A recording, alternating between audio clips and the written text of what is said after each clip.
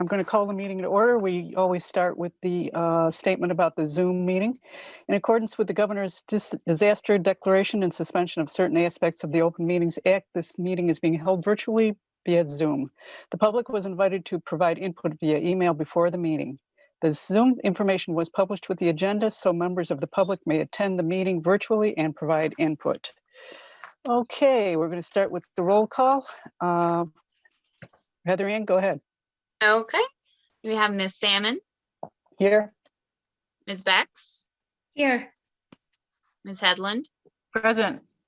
Mr. Miller, Mr. Modica, Ms. Orcherton, Here. Mr. Pania. I think I see him. I see him. He's here. And Mr. Robinson, Here. he's also here. Okay. Okay, great. Okay. Okay. Next, let's move to the approval of minutes of the previous meeting, which was March 9th. Did anybody have any questions or comments about that? Okay, let's go ahead then. I move that we approve the minutes as they are. I got a second on it. I'll second it. Okay. We need to go ahead and do a voice vote because this is on Zoom. So Heather Ann, can you just call it? All right. Voting to approve the minutes as presented. Ms. Salmon, Aye. Ms. Bex, Aye. Ms. Headland, Aye. Ms. Orcherton, Aye. Mr. Pania, Aye. Mr. Robinson. Aye. Okay. Okay, I think we have one change to the agenda. Karen Media will not be presenting her grant at this meeting, but probably at the next one. And I believe we don't have any public input, correct? Okay. All right, we'll go ahead then with the first grant presentation. There'll be Patricia Leone. She's going to present the final report for the 2020 Urbana Arts Grant Project, Kindergarten in Isolation Giant Book Art Project. Is she there? Oh, yes, I am here. Hi. Welcome. Oh, good Welcome. afternoon, everybody. How are you doing? Doing fine. Okay, thank you for having me today with you. Okay, so I need to share my screen. Can you maybe? You should be able to do that at the bottom, Patricia. So just where it says share screen, I think you should be enabled. Okay, thank you. I'm gonna try. Yes. And because of the nature of your project changing, be sure to let us know kind of the impact of COVID-19 and how your project was reimagined. Mm-hmm. Okay, excellent. Thank you. Okay. Hopefully, hopefully you are seeing something, yes? Okay. Okay, first, I would like to thank the Urbana Art Grants Program for this great opportunity and for the flexibility in allowing me to redesign my project. It was a big challenge, but at the same time, it was a great experience because I was able to see other significant dimensions of the possibility in art education and art expression in a time of isolation. Okay, the Faces Only allocation was the original project.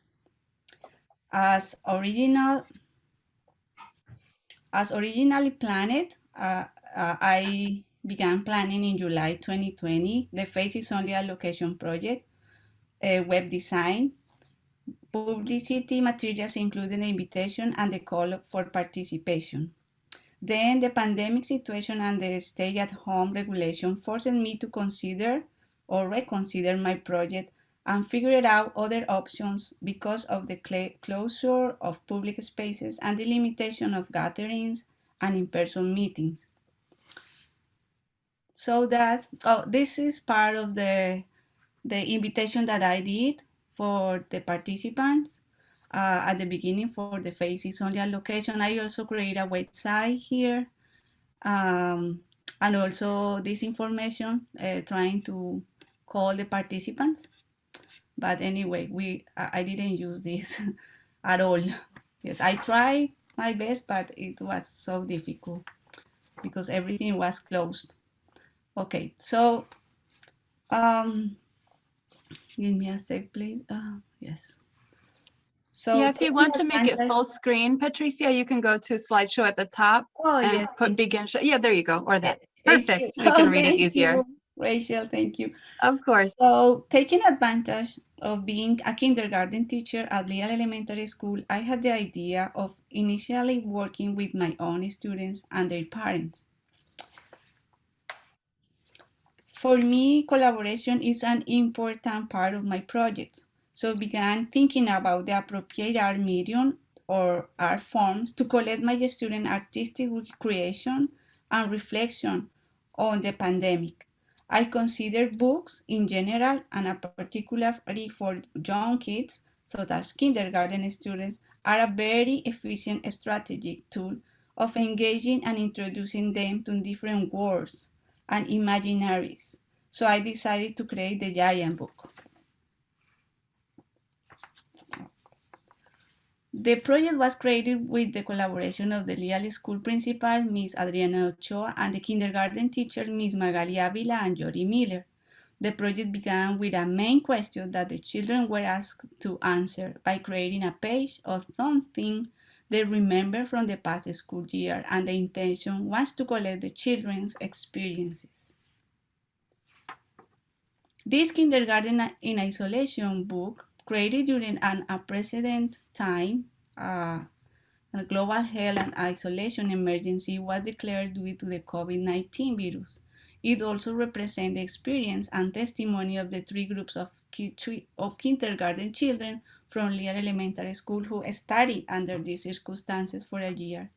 It is a memory of the thoughts and emotions of kindergarten students through drawings made by them. There are my students. So the Giant Book original group project participants working from home virtually. Okay. Here you can see some of the strategies, including the invitation to participate that I used to engage both my students and their parents. Additionally, at this point, I invited the other two kindergarten teachers to become part of the project after approval from the school principal. Okay, there are some of them. The materials you see in these slides were either brought to the students' houses or picked from the school by their parents. In this way, students had the necessary basic materials to start working on the project from home.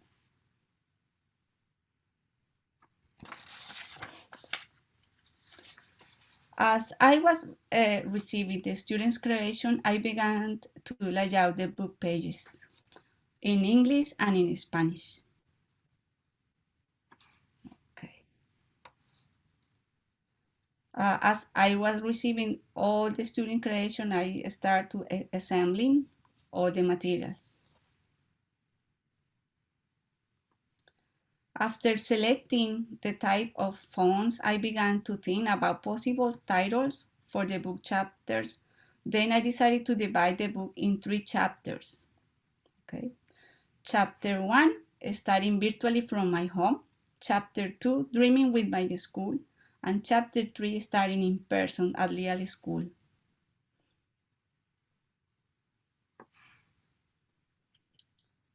The study at home image that the kids creating with the disposable camera. See studying at home, some another pictures the kids take it at home with the disposable camera. And see studying at Leal School, the first contact that I had with my student in person at the school. Here, more details of the page's design. As you can see, each page has a different background.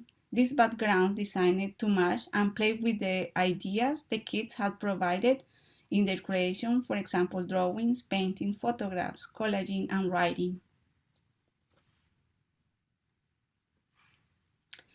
The total number of the students participants were 58. and 3 teachers, including me. Most of the student participants were American and Hispanic Latinos, American ages, ranging from 4 to 5 years old. Additionally, some of the parents collaborate from home in the project as well. Oh, this is the exhibition. Okay, from October to December 2020, I was looking for materials, making sketches and creating all the promotional pieces to introduce my project to the school community. Then from January to March, it was the time for LEAL students, teachers, and parents to contribute their ideas and their creation to the book. The last 2 weeks of March, together with the LEAL school kindergarten teachers and other volunteers to the project, we ensembled the book. I was invited to present my giant book project at the Urbana Free Library during 2021 celebration of the National Library Book. Additionally, the Urbana Free Library Archive asked my permission to digitize all the giant book pages to be included in the COVID pandemic recorded histories that will be part of the library archive. The Urbana Free Library contribute my project with both a space for display all the children for display at the children library, technical assistance and labels. Additionally, they were generously ready to welcome visitors and provide them with information if they ask.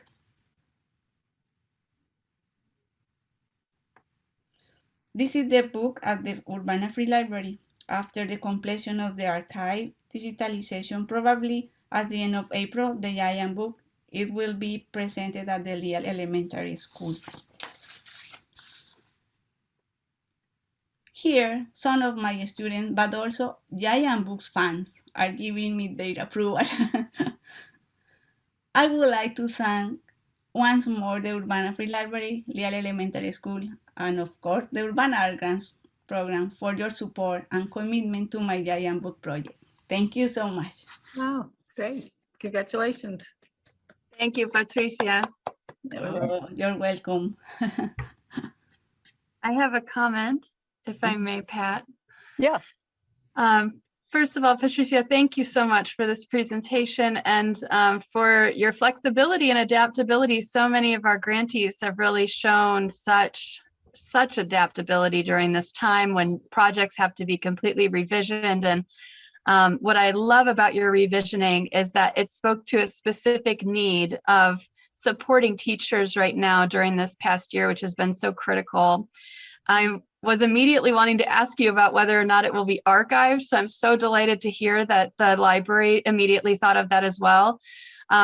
And of course, I must remind you, in case you don't know about it, the Pandemics as a Portal to Change exhibition is going on, but it's an outgrowth of another project we had called Art in a Time of Quarantine, of which, this was just in its infancy, so not able to necessarily be a part of that.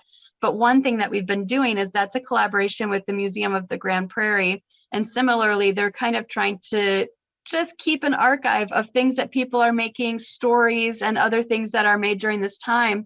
So I would absolutely point you to getting in touch with Katie Schneider, and I'm happy to make that connection, because I think in some fashion, the giant book should, have a place somewhere in the museum. The idea is in the next, year or so, they imagine one exhibit, and then who knows, 20, 30 years from now, we could have a whole exhibit on this time period. And it would be really lovely to see that piece of art, that work of art that was made in the schools, a part of that as well. So I'm going to try to make that connection if that's something you'd be interested in.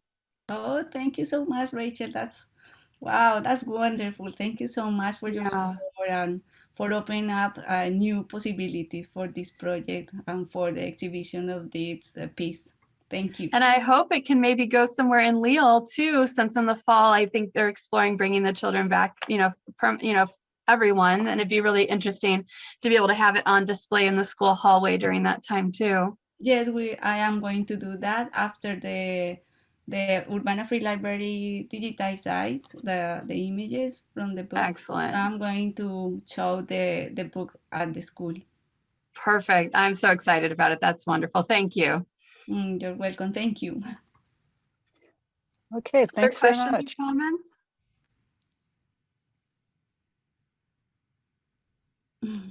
All right, thank you, Patricia.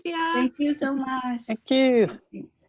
Okay, next we have Nikki Hosman of the Urbana Park District. She's going to present a final report for the 2020 Urbana Arts Grant Project 21st Annual Read Across America. Thank you so much. Excuse me, I haven't talked in a Hi, while, Nikki. so clear my throat for a second. I've just been in my office here, so I'm gonna share my screen with you all real quick. Oh, let's actually present it. And just so you know, Nikki, you're a little soft auditorily. Okay. Okay, there you go. Is that a little better? I'm gonna Yep. hold this like. I know it's the folks with the microphone on the Right. headphones, but It's thank you. tricky. Yes. Oh, of course, of course. Let me see if this will let me present here. Possibly. Meeting. Sorry. People popping in. Okay, let's move this over here. All right, so I'm here to talk about the 21st annual Read Across America community celebration. We were so thrilled that we were able to host this in this kind of, of course, COVID fashion. We were very lucky to be able to have our full event in 2020 right before the pandemic hit. We had a wrap-up meeting during our shutdown, and we were just so amazed that we were and thankful that we were still able to have that event. But we're really excited that we could do that this year. And so this year we had it on March 6th, and I'll tell you a little bit more about what that looked like. And so, and more about the event generally. So this is our 21st year. It's a community-wide celebration. We really celebrate reading and literacy, and our whole goal of this event is to get kids interacting with community resources, people in the community, as well as giving them that free book. That's so exciting. It's a brand new book.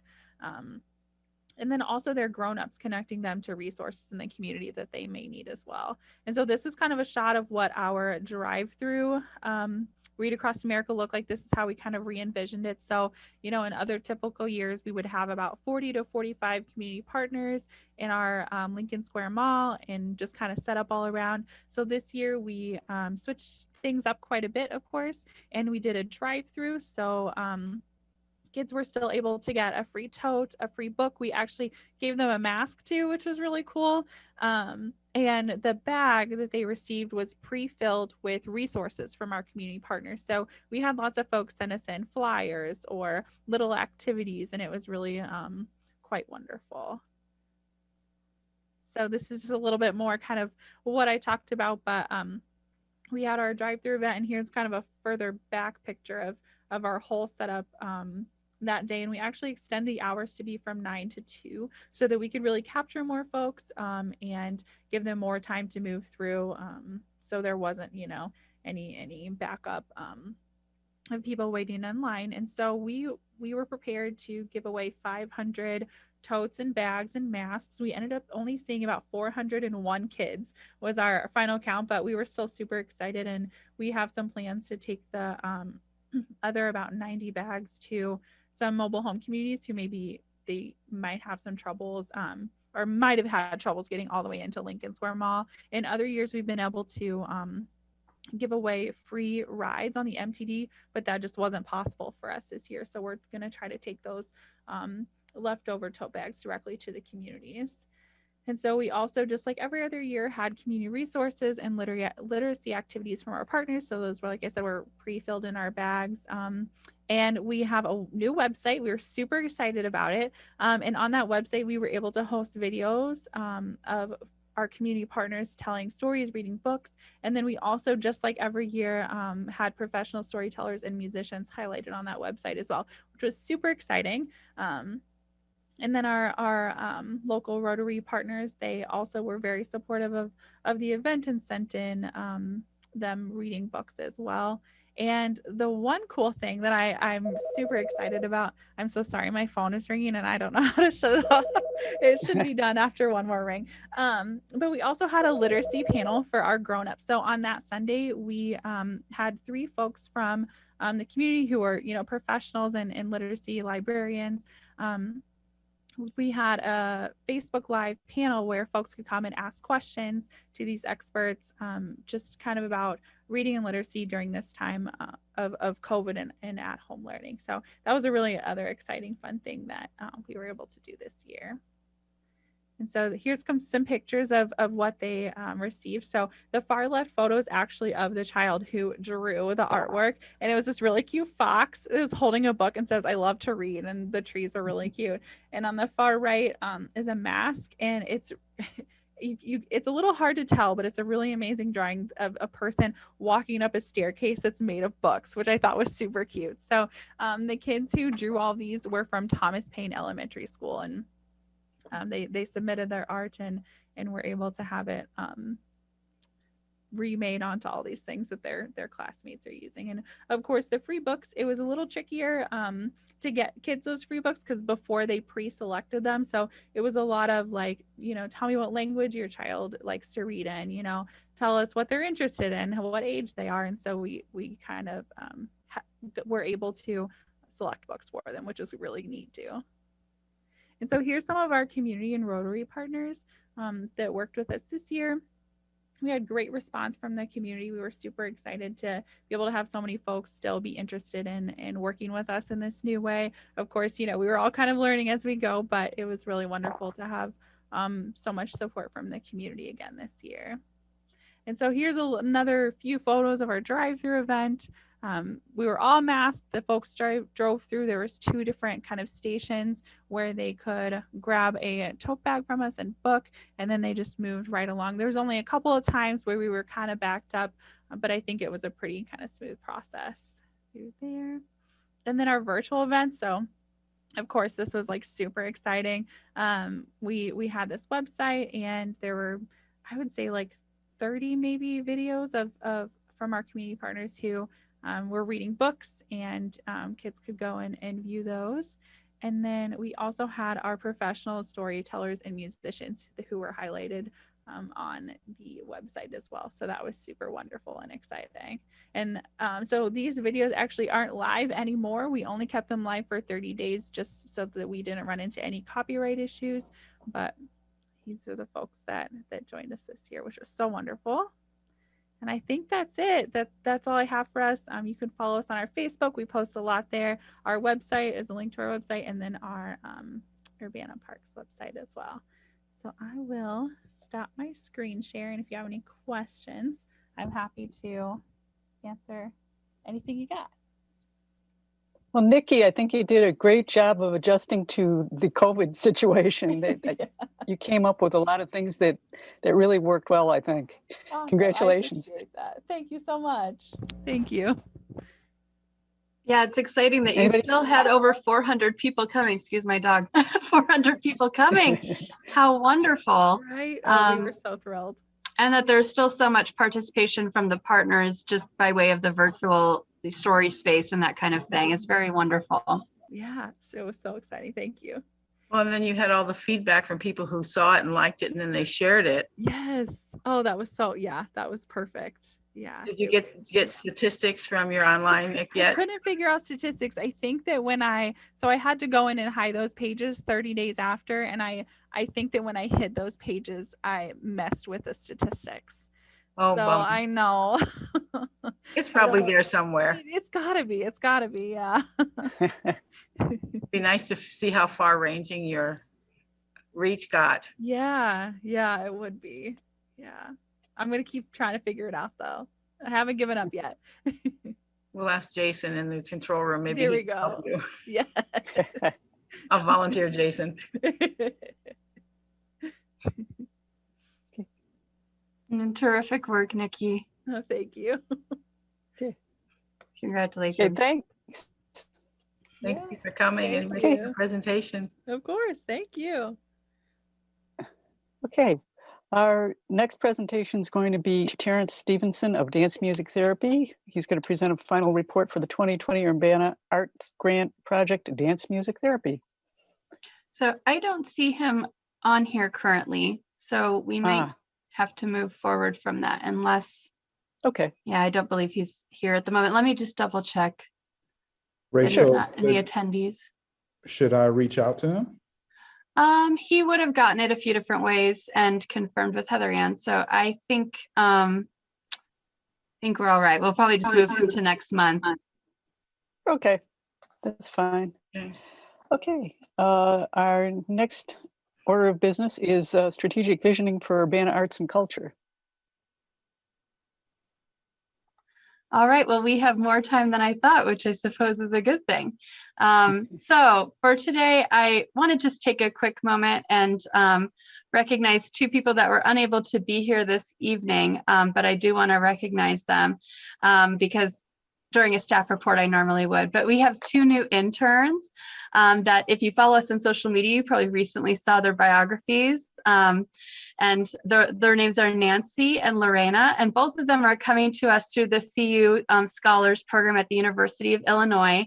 Nancy's in political science, Lorena's in landscape architecture, and both of them have an interest in planning and working with arts administration, but also more broadly around issues related to government and nonprofits. And so it's been wonderful to have them working with us. And I had hoped that they might be able to make it to say hello and turn on their cameras, but maybe next month they'll be able to join us and give a hello. At the end of what is the typical semester time, a few of the interns have indicated they do plan to continue on into the summer working with us. But at the end of the semester time, I still will do some sort of kind of item on our agenda where the interns will come back and just present to you on the different things that they worked on over the course of their semester internships. So you can expect that before the end of their school year, likely in our May meeting, but May or June meeting, just so you all know. So I'm going to share my screen just to talk about a couple of updates. The way I'm going to talk about this today is we had discussed a survey going out, and as you likely saw, we did not have a survey go out to arts commissioners. My hope is to kind of describe to you what the survey entails today. I'm going to talk to you a little bit about what's been new on the planning end of things for us as we kind of look forward during this time of a lot of still uncertainty related to COVID-19. But that'll be kind of the intention of today. I recently had a couple of internal meetings where we talked a little bit more about this, and I want to share some of the things that have emerged because they are definitely connected to strategic planning, and invite that we will continue to have these conversations, and we'll go ahead and get that survey out between now and next month's meeting, and then be able to continue kind of the planning vision for at least the next few months, because I think we're on this, there's sort of a difficulty, I think, right now in doing a lot of long-term strategic planning.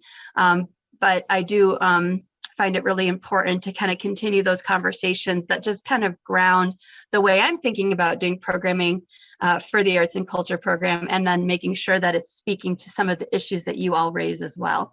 So just to kind of move us forward, I wanted to mention a couple of things specifically.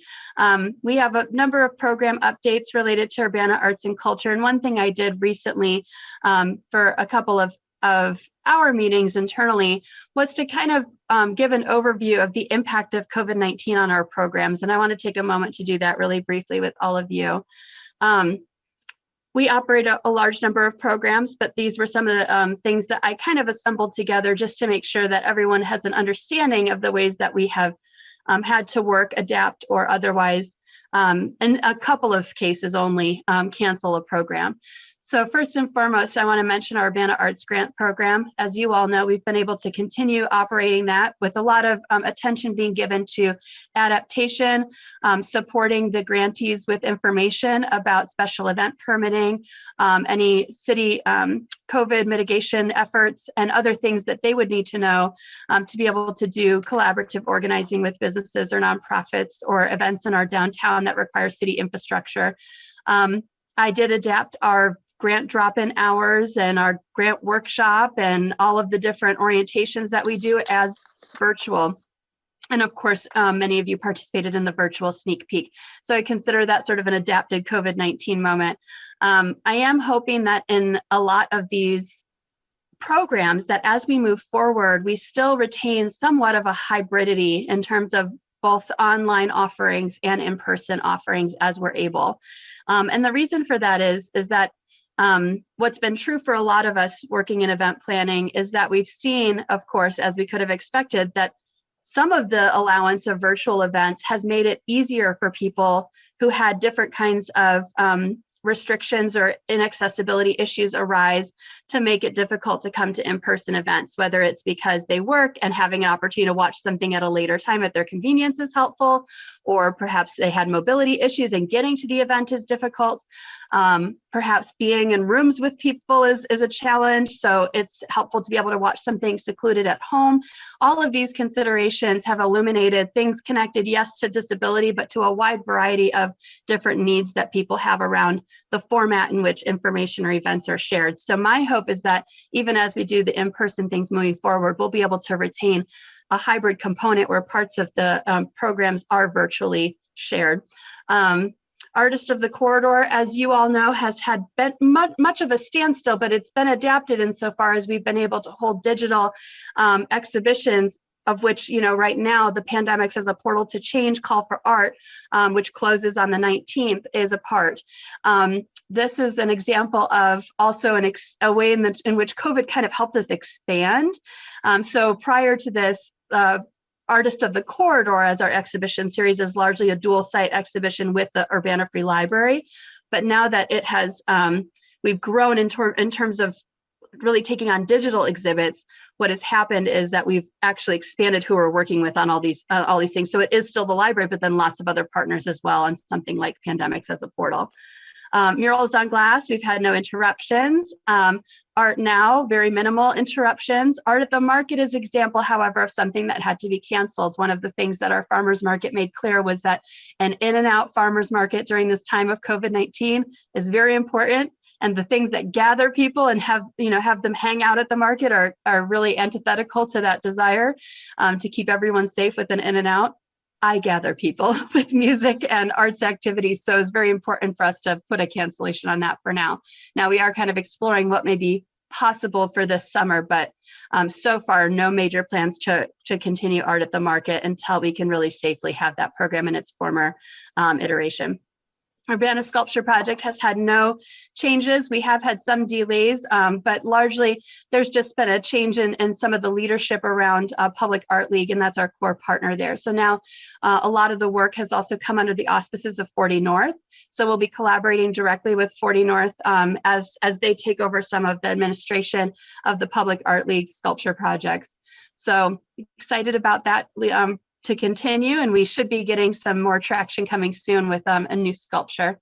Open Scene has had a partial cancellation. Many of you are familiar with Sounds Like Community being the IMC's regular Wednesday open mic type thing. So it has in some ways replaced what Open Scene had been doing, although a little bit different. We are hoping to kind of bring Open Scene back, but probably not with as much frequency as before. What I found to be the value of Open Scene is that it is one in which we actually collaborate regularly with different businesses, and many of which don't regularly have venues or music or art programming. And in that sense, help Urbana's businesses envision how their business can also be a venue for the arts. And in that way, kind of instill new arts venues. And I think it's really been wonderful to have it function in that way, and I hope it will continue.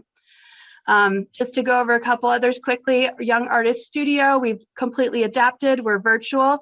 Now, what's really exciting is that Boneyard Arts Festival has been moved now to June, as Kelly described when she came to present.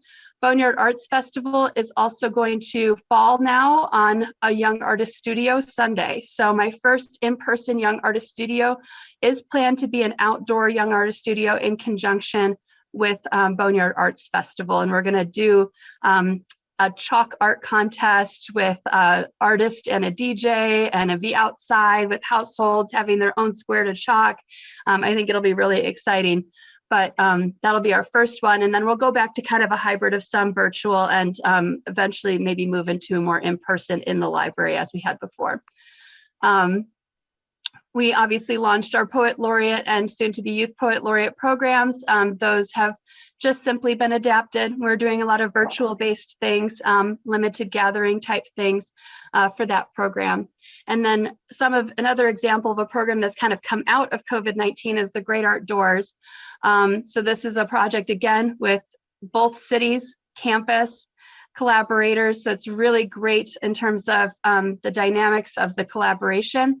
And this allows us to have public art on a rotating basis during the warm months in our parks and our community garden, as well as the utility box mural program. No interruptions there. Ooh, excuse me.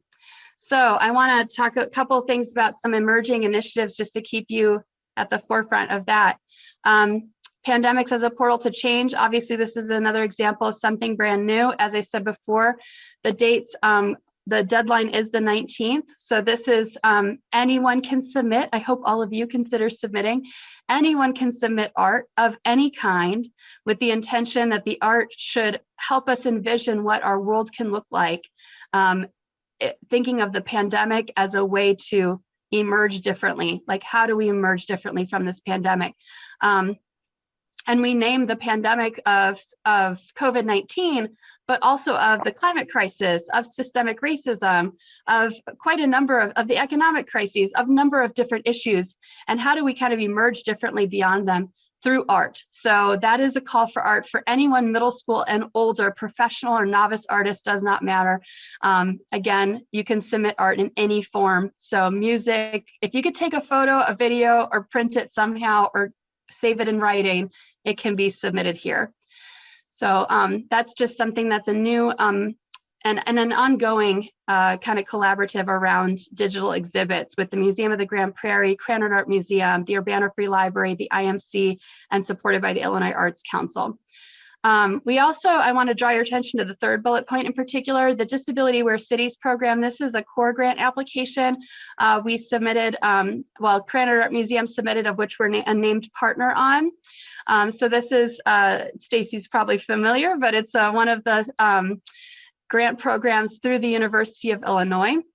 Courtney may be familiar too. I'm thinking of my University of Illinois affiliates, but specifically at the arts. But it's a grant application that allows people to do kind of campus community research initiatives. And we submitted something that would also potentially begin with Urbana, but may perhaps even include other cities eventually in our area. That'll focus on the experiences of people with disabilities through the arts. So that's a very exciting project. And I hope, fingers crossed, it gets funded and we can tell you a lot more about it. Next, I want to share that there are a number of priorities that are kind of coming forward that I'm hearing both in the planning so far and some of the things that the city's wanting to prioritize. So one thing that has emerged is talking about again, revisiting the need for an Urbana Arts and Culture website or events calendar. This comes up in our strategic planning, and it's one that's come up with the city. So I'm really hoping that we can move on that this year. A public arts directory to include murals, sculptures, utility boxes, but a printable and then online directory. Obviously, you've heard a lot about the 20-year comprehensive plan. So the Imagine Urbana Collaborative will be doing some programming with that group to make sure that our arts programs can also support public input on our 20-year comprehensive plan. I'm working to create some sort of activation and creative placemaking meeting for all of our partners and myself to get together on a more regular basis to talk about how we're activating Urbana. I've been working a lot to be in better touch with other people who serve in a role like mine in other cities.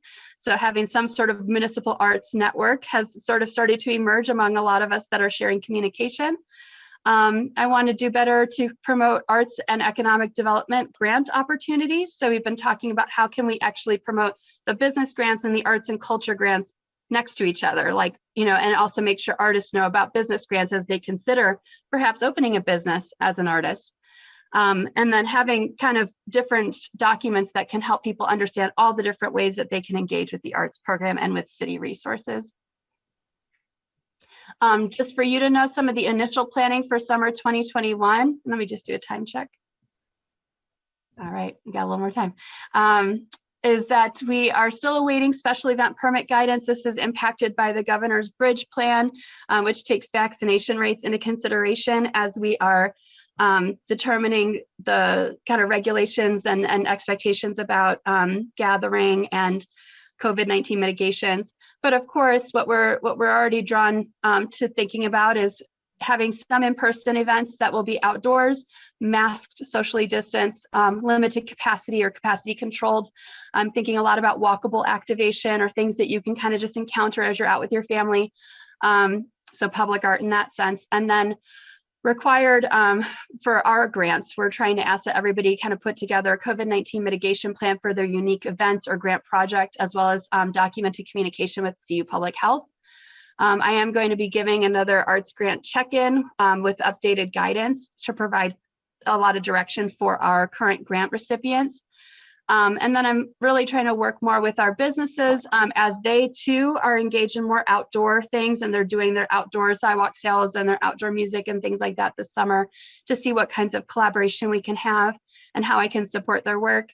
And I'm of course thinking about some of the things that to me are easier to do in this moment. And that'll be things like our outdoor film series, our outdoor live concerts, perhaps combining the two and doing kind of more of a outdoor live concert and movie type thing. As you'll recall, a couple of years ago, I talked with our local symphony orchestra about doing a score to like Nosferatu and being able to like screen a film, like a silent film, and having the score set to a live orchestra. So things like that is where I think we're headed in some ways. And then installations or pop-ups and how to support those things, perhaps light installations, alley art, obviously continuing with the Great Outdoors. And then, as I said, again, hybrid programming in general, like how can we have components that are both virtual and some in-person options. Just to give you guys a heads up on dates, Boneyard Arts Festival is June 17th through the 20th. We have CU Black and African Arts set for September 18th. Pygmalion, 23rd through 25th, most likely. CU Folk and Roots, October 21st through 23rd. Kwanzaa 365 will actually have a monthly activity, but they will obviously have some programming directly on the dates of Kwanzaa, which would be December 6th through January 1st. And it's up in the air, the future of Urbana Sweet Corn Festival at the moment, whether we'll be having it or not, but it typically is like third or fourth weekend in August.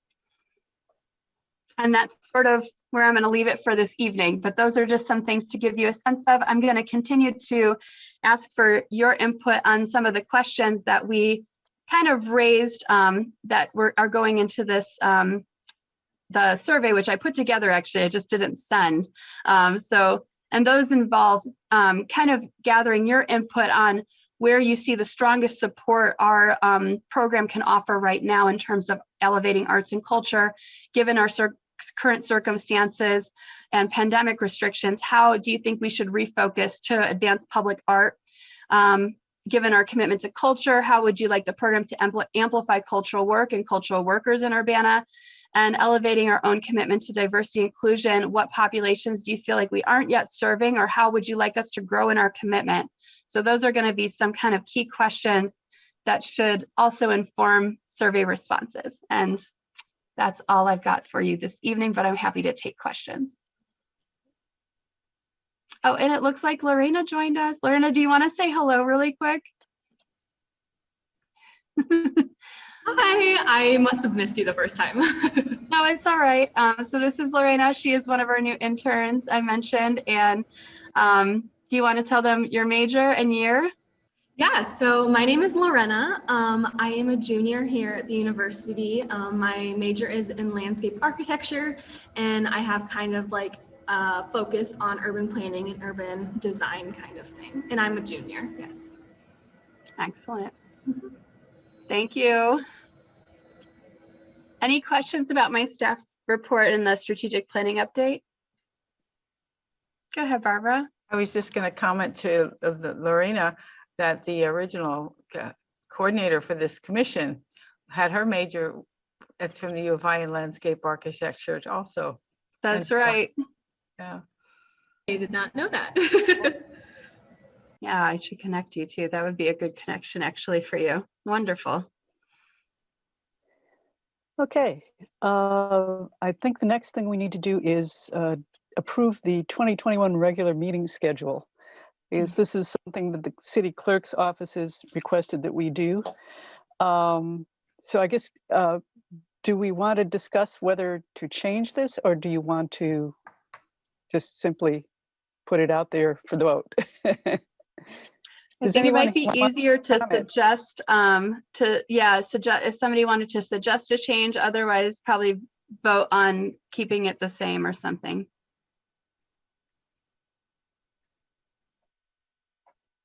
I'm okay with saying that, same. Well, if no one has any objection, why don't we go ahead then and go ahead with a vote. I'm going to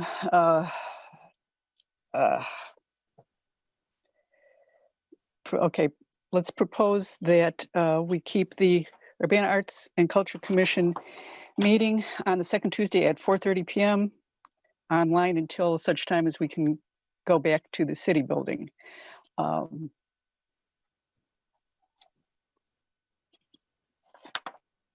Do we need to have a second? Yeah, we need a second. Okay. Okay, and Heather, can you go ahead with the voice vote for this? Yes.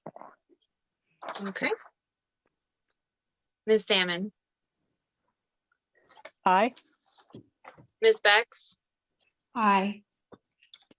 Ms. Headland, Aye. Ms. Orcherton, Aye. Mr. Pania, Aye. and Mr. Robinson. Aye.